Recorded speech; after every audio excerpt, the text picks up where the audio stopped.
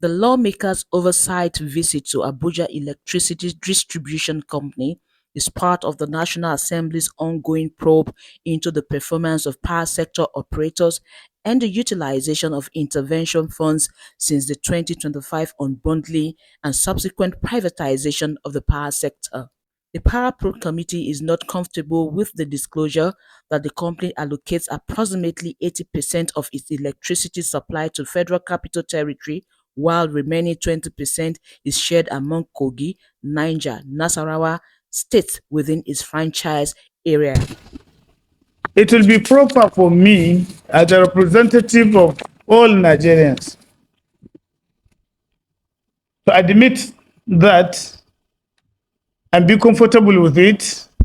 Say you, because of the business interests, you are concentrating in servicing only 80%, or in servicing only 20%, with 80% of your resources, while the remaining 80%, you service them with 20%. That the end users or the consumers are satisfied with your service so far, I can answer you with capital letter that no.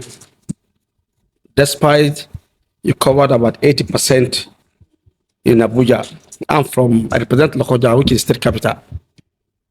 About 2 days ago, the youth were to protest because of poor service. I personally called them to order.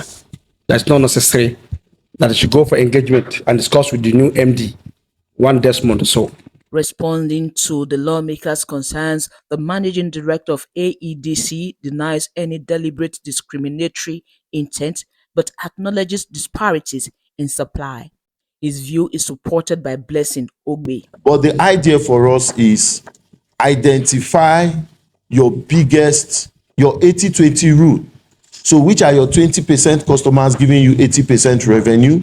Secure that revenue with the small resources you have, make the investments, curb the losses, improve reliability, improve availability, and then from the revenue you make from them, you start expanding your investments to other areas. Of billing, where we are regulated, highly regulated, now by even the state regulators, upon which the energy consumed as attributed by various models were capped on the specific numbers that a feeder can be built.